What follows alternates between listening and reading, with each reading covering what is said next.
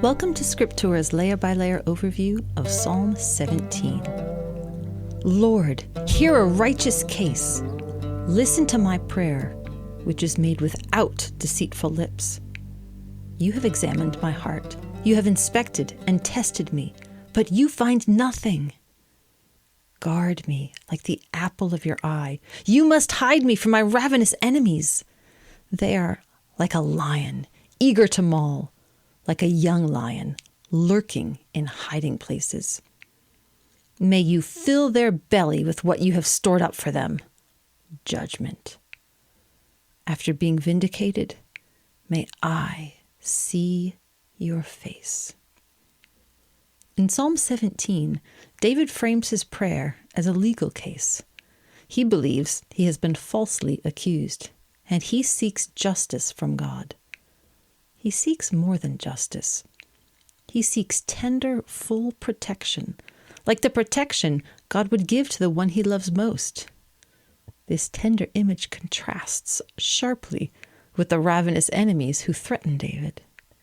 The phrase, "May I see your face," sets the tone for David's request. His desire is the greatest intimacy with God, as the fulfillment of his covenant relationship. He believes God will protect him in a way that reflects God's own tender love. Psalm 17 gives a picture of what happens when that belief is side by side with the experience of vicious enemies surrounding him. In this prayer, David reconciles the deadly threat from his enemies with the promise of intimacy with God. Psalm 17 has 3 sections with 3 main ideas. The first section is a claim that God has fully examined David, and God has seen that he is upright. The second section exposes how wicked and vicious his enemies are, along with a request that God protect David from them. The third section is the request that God deliver justice, giving each side what it deserves. In the first section, verses 1 to 5, which we have summarized as David examined, David responds to an accusation. The psalm does not tell us what the accusation was, but David claims he is innocent. God has examined him and found no guilt. Very often in David's psalms, he complains about other people lying and hiding their true character. He, however, is not like that. He is confident that God has tested him and has seen that he is upright, good and honest. But David will not take justice into his own hands. The Lord is a faithful judge, and David chooses to fully depend on the Lord to give him justice.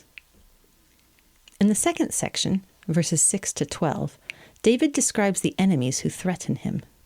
This we have summarized as enemies exposed. David seeks justice from enemies who are arrogant and vicious, probably referring to those falsely accusing David. David uses the vivid image of ravenous lions lurking, quietly waiting where no one sees, waiting to tear apart their unfortunate prey. David knows that he is the intended prey. David depends on God, knowing his covenant ensures him protection. But he also feels anxiety as he imagines himself as the prey the enemies are tracking and hunting down. David knows there is real danger. Because David can depend on God, he knows the real danger, however, is for his enemies. Their wickedness will turn back on them. This is the third section, verses 13 to 15, which we have summarized as justice delivered. David uses the imagery of ravenous lions to describe what justice would look like for these enemies. He calls on the Lord to confront the lion, causing him to bow down in submission. And instead of the lion's belly being filled with eating prey, David asks God to fill their belly with the judgment that has been stored up for them. They will eat their fill, but not of prey. David will also be filled, but with what he desires, seeing God, a picture of intimacy with God. the psalm ends with hope. Hope that God will subdue the enemies and vindicate the upright. David knows he will be delivered, and then he will see God. The psalm begins with David protesting an unknown accusation, claiming that he has been examined and found innocent.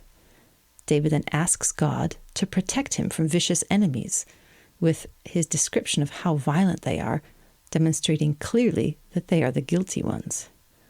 David seeks justice for himself and for his enemies. They were ravenous for prey, but their bellies will be filled with judgment. David persisted in uprightness, and he will receive the reward of the upright. He will be vindicated and will see the Lord's likeness. We will briefly look at some of the historical background that will be helpful for understanding the psalm. This psalm is full of legal vocabulary. David brings a case before the Lord to judge. He is able to bring a legal case before the Lord based on the relationship between Israel and the Lord. Israel was the Lord's people, and he was their God, their true king. A king was both the leader of the army and the most powerful judge. God was the most powerful judge in the land. David presents his case to prove he is righteous or just. Somebody must have accused David of something, and David needs to prove he is innocent. As judge, the Lord must examine David in order to deliver the judgment or the verdict. The judgment declares who is upright, who is innocent, and who is guilty. The Lord was the only one David could ask to rescue him, and he was also the only one David could ask to take vengeance on the guilty enemies. David's responsibility was to bring his complaint before the Lord, showing what his enemies were guilty of. Their crime would determine the appropriate punishment. Psalm 17 presents a vivid picture of how vicious David's enemies are, and it repeats certain word roots throughout the poem to contrast David being righteous with the enemies being wicked. The Hebrew word we translate arise may refer to physically standing up to deliver a formal statement in court.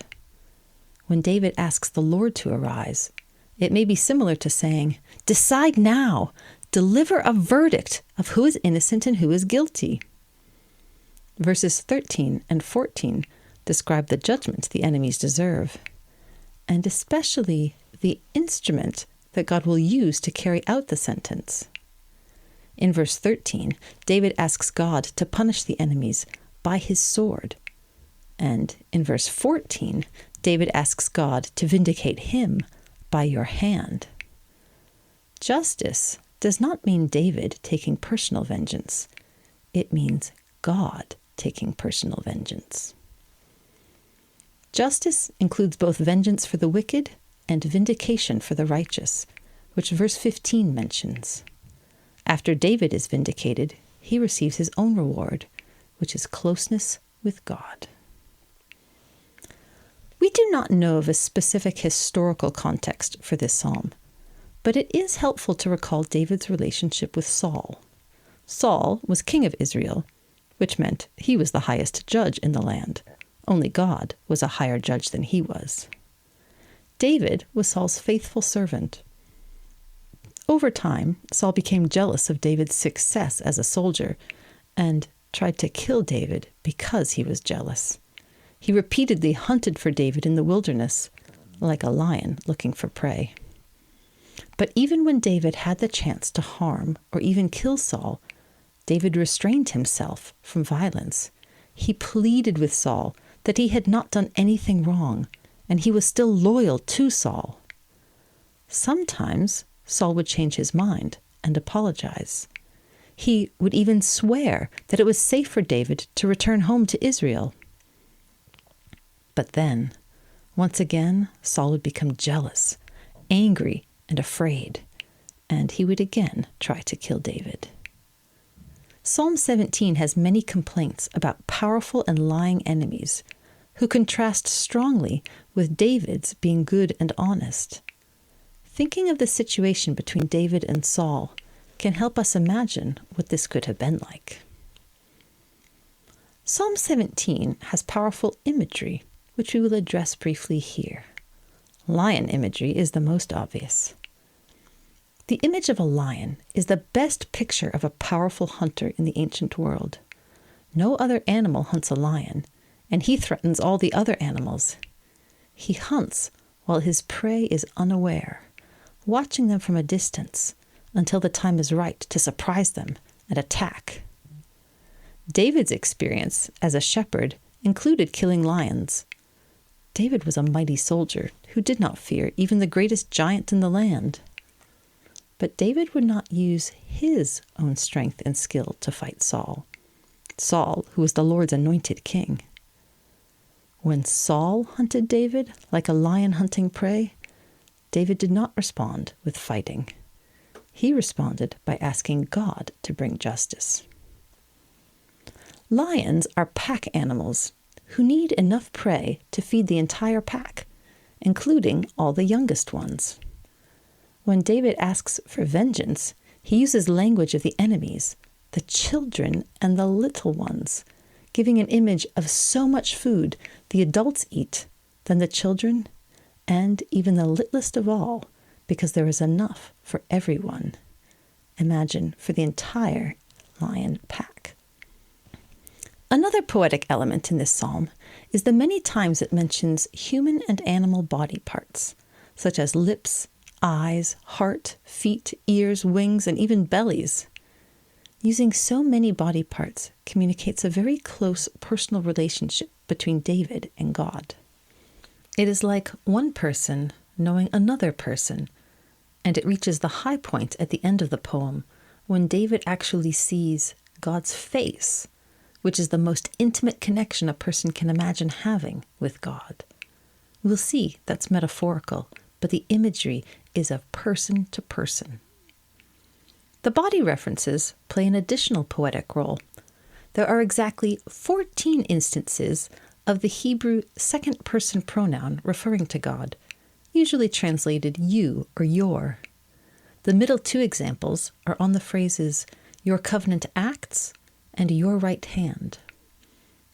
14 is 7 times 2, and the number 7 often represents perfection in the Hebrew Bible. Poetically, this represents God's perfect justice, twice over. The whole psalm is about David requesting that God respond justly to his case, both in his covenant acts to save himself, and God's right hand to judge the enemies. God can bring perfect justice for both. Perfect justice depends on what God himself will do. When he protects his people, all will be well. Then enemies will receive justice, and his own people will have the intimacy with God that they seek. We'll now proceed through the psalm section by section. A prayer by David. Lord, hear a righteous case. Pay attention to my cry. Listen to my prayer, which is made without deceitful lips. May my judgment come from you. May your eyes see uprightness. You have examined my heart. You have inspected my heart at night. You have tested me, yet you find nothing. What I say is not different from what I think. As for what people do, by the word of your lips I have restrained violent behavior, my steps persisting in your ways. My feet have not slipped.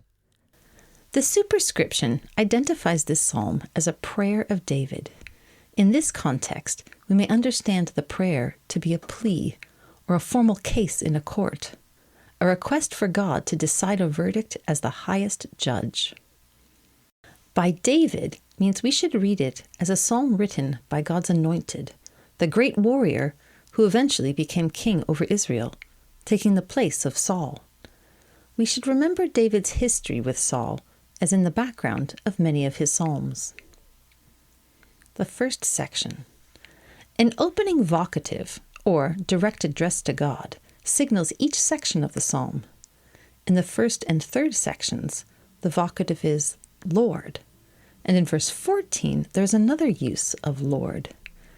These three instances of Lord outline the path to justice: hearing the case, arising to take action, and then delivering people from the wicked. This first section, David examined, begins the process. The process of seeking justice begins with having a just or righteous case. The word we translate here as righteous case appears at the beginning and end of the psalm, describing what kind of plea David is making. He is confident he is in the right, and on that basis, he knows what will be just. But he also knows that his own view is not what matters in the end. In a court, it is the judge who decides, so he must lay his case before the judge. In the ancient world, that was the king.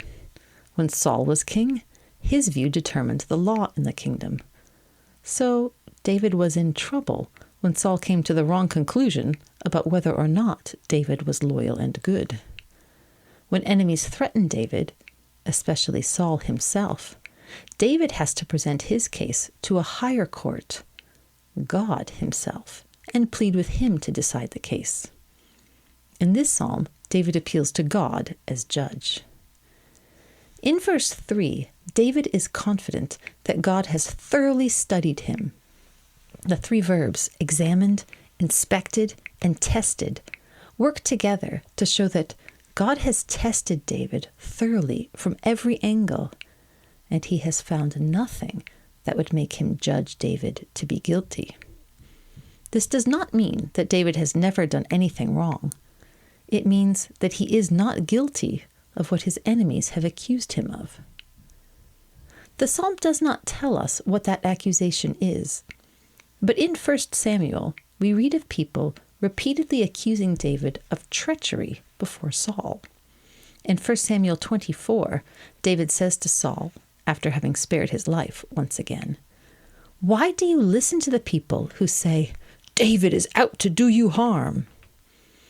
David claims he is not guilty of treachery or any kind of lying.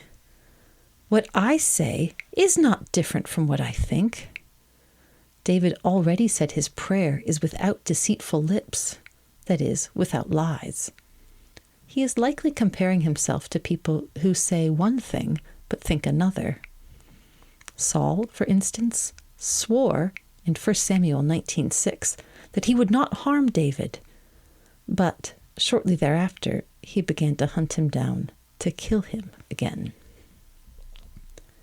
David compares himself vaguely with other people when he writes, "As for what people do," this may be a polite way of referring to Saul, so David can express his frustration without bringing shame on God's anointed king.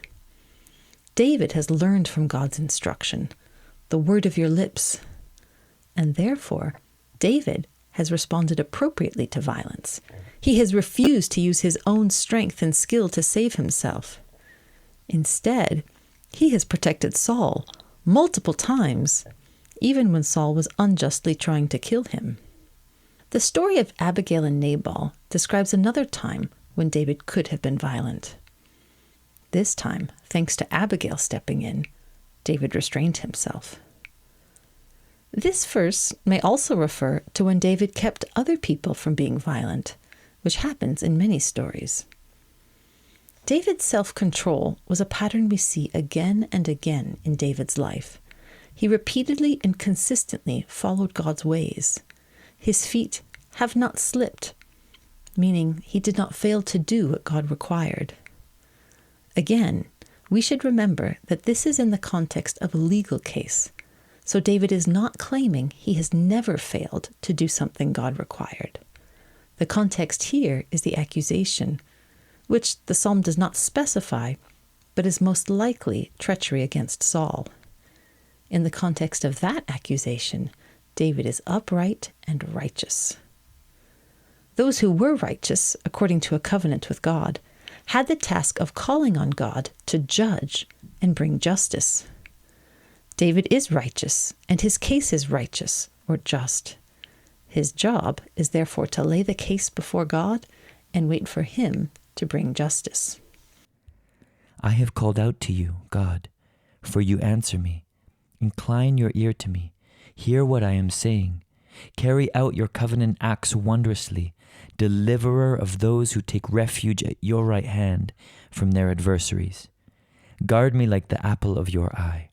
You must hide me in the shade of your wings from wicked people who have been violent toward me, from my ravenous enemies who gather around against me.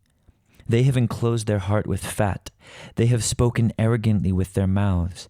They have tracked me down. Now they surround me. They fix their eyes to scan the land. He is like a lion who is eager to maul, and like a young lion lurking in hiding places. The second section addresses the truth about David's enemies. David is begging God to act because enemies actively threaten him. Incline your ear. Hear what I am saying.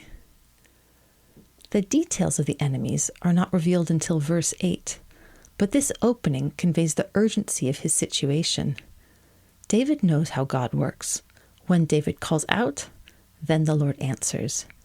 David depends entirely on God to answer. But before God will answer, first David must call out to him. Verses 7 and 8 are the peak of the psalm. They provide the basis for all David's confidence, the covenant God made with him, and God's character to deliver his covenant partners. The greatest moments in covenant history are called wonders, such as the signs and wonders God used when he brought his people out of Egypt.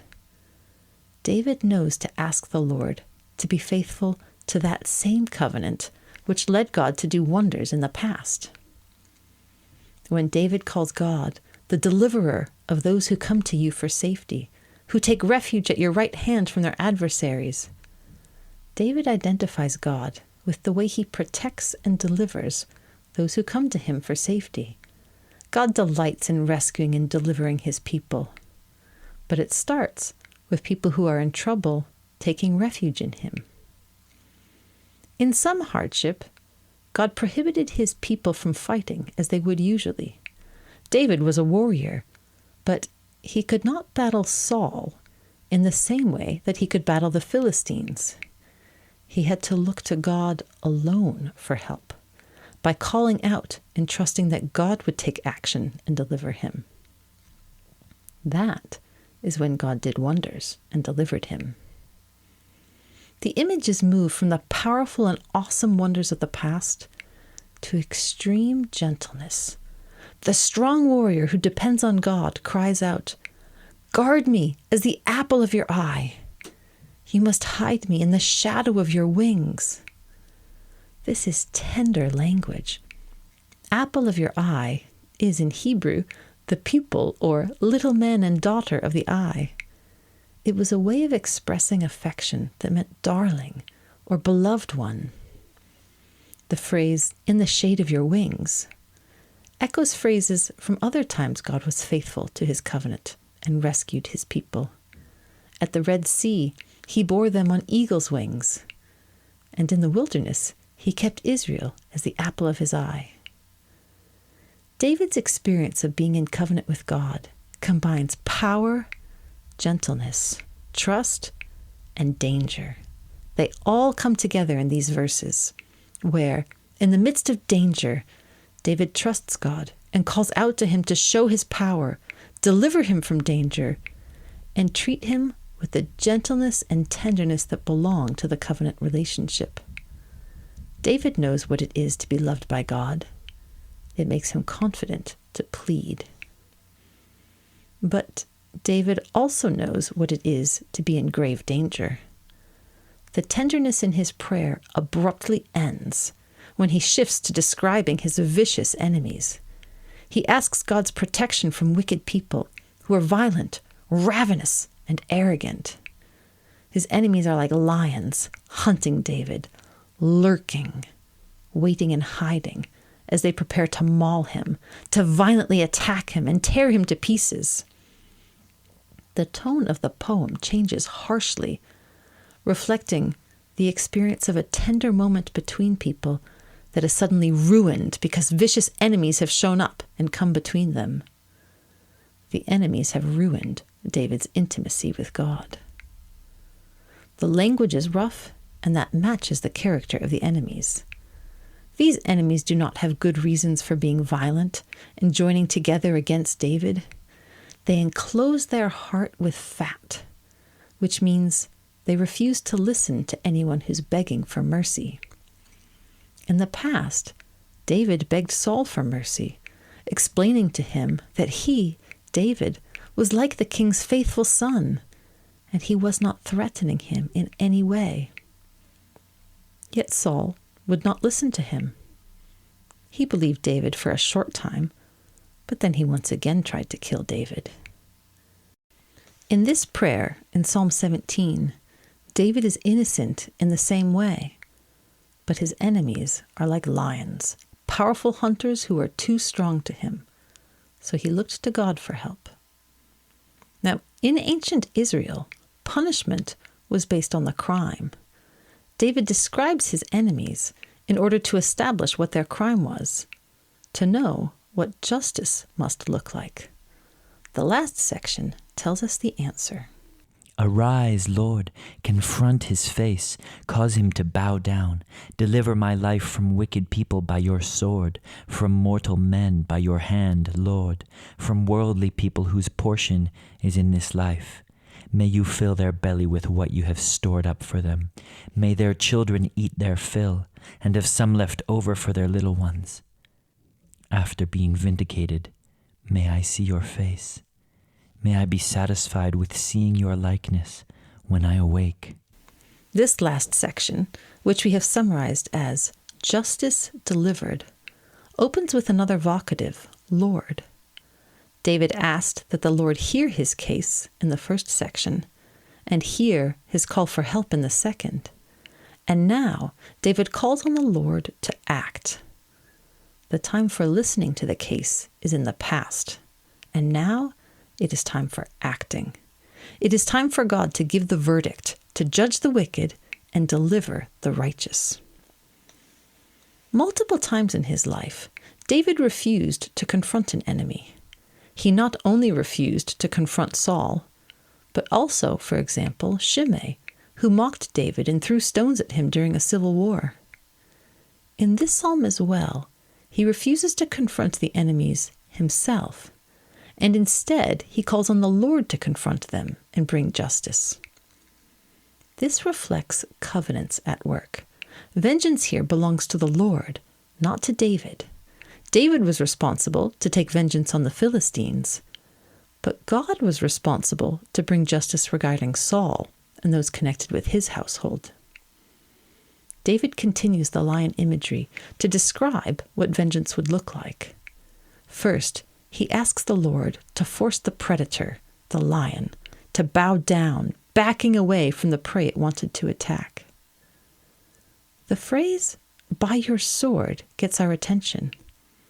Verses 9 to 12, which described the enemies, did not mention the Lord. When part of the poem avoids mentioning someone, it is often the poet's way of saying that at that time he felt like that person was not present. When David focused only on the ravenous enemies, it felt as if the Lord were absent and the enemies were in control. But verse 13 reintroduces the Lord, and his sword is the instrument that delivers David. The sword is not needed for lions, but it is needed in battle. The sword here reminds us that David is in a battle that will mean life or death.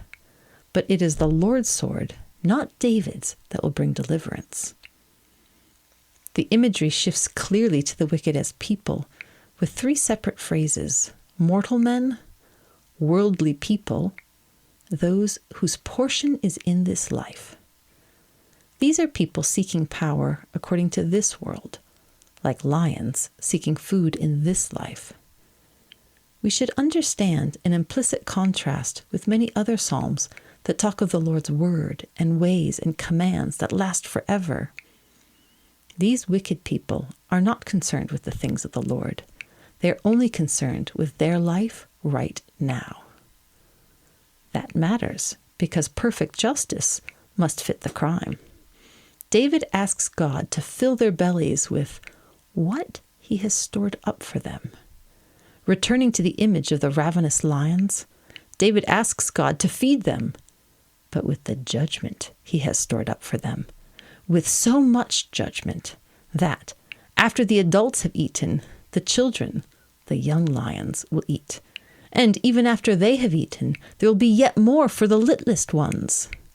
These lions, these wicked ones, will indeed be filled up. But instead of being filled with prey, these lions will be filled with judgment.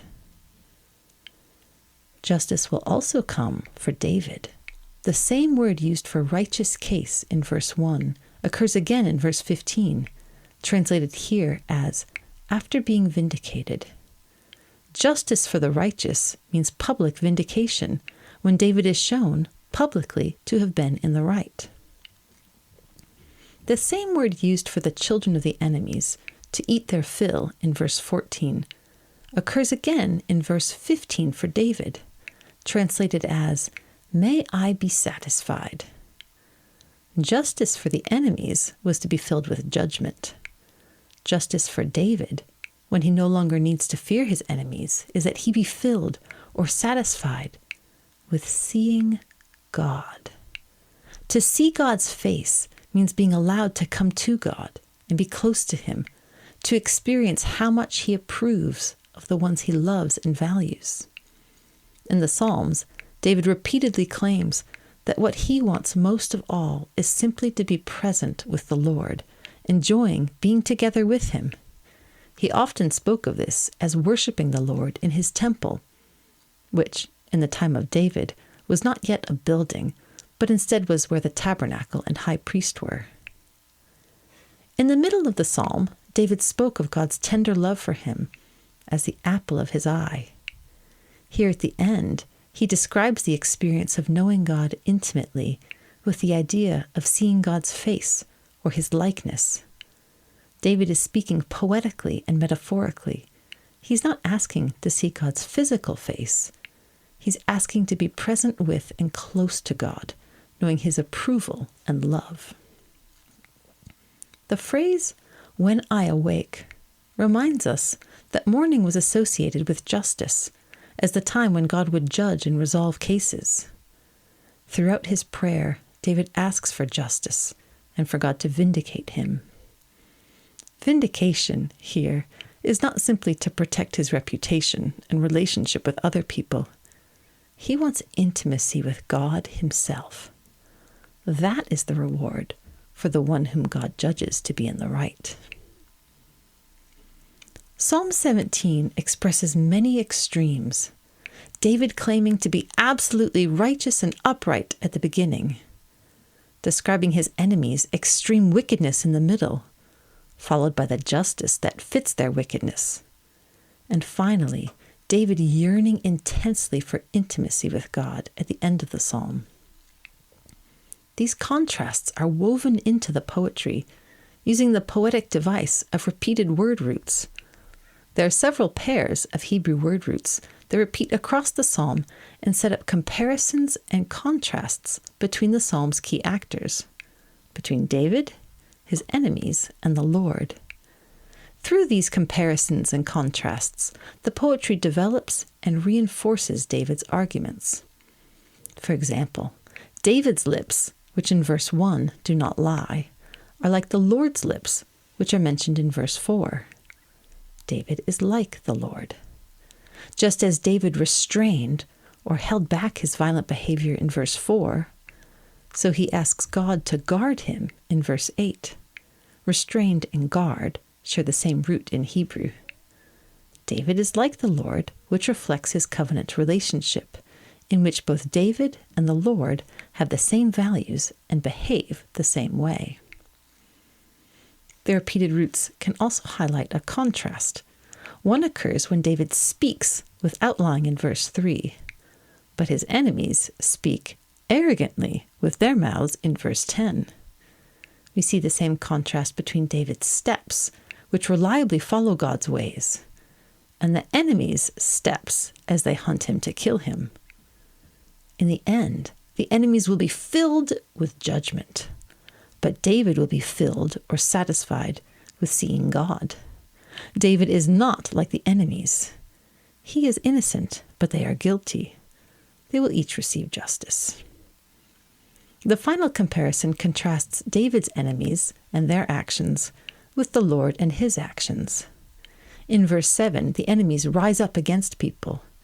In verse 13, the psalm calls on the Lord to arise and confront them. The enemies are like lions in hiding places in verse 12. But in verse 8, the Lord hides David from the wicked. By using the same word roots to describe both David's opponents and God, the psalm implicitly compares them and highlights the way the Lord acts in response to this hostile group. The Lord responds to the enemies by defeating them. David is compared with his enemies and with the Lord, and we see he clearly is on the Lord's side. The enemies are compared with the Lord, but they are clearly not on the Lord's side. The poem divides the characters into the two sides, the Lord and his servant David, and the other side, the enemies. David calls for justice on the two sides, first for the enemies and then for himself. His ravenous enemies will indeed be filled, but instead of with prey, with judgment. David will also be filled or satisfied when God agrees that his case is just. For him, what is most satisfying is to be able to see God, for God to accept him and to be with him in the intimacy of a covenant relationship. This completes our section-by-section walkthrough of Psalm 17. We'll finish now with a reading of the text that brings everything together. A prayer by David. Lord, hear a righteous case. Pay attention to my cry. Listen to my prayer, which is made without deceitful lips. May my judgment come from you. May your eyes see uprightness. You have examined my heart. You have inspected my heart at night. You have tested me, yet you find nothing. What I say is not different from what I think. As for what people do, by the word of your lips I have restrained violent behavior, my steps persisting in your ways. My feet have not slipped. I have called out to you, God, for you answer me. Incline your ear to me. Hear what I am saying.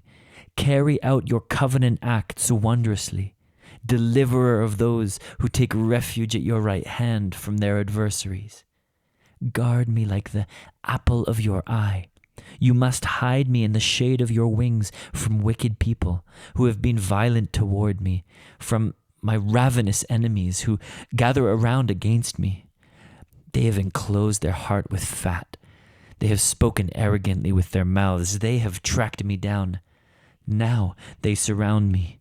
They fix their eyes to scan over the land. He is like a lion who is eager to maul, and like a young lion lurking in hiding places. Arise, Lord, confront his face, cause him to bow down. Deliver my life from wicked people by your sword, from mortal men by your hand, Lord, from worldly people whose portion is in this life. May you fill their belly with what you have stored up for them. May their children eat their fill and have some left over for their little ones.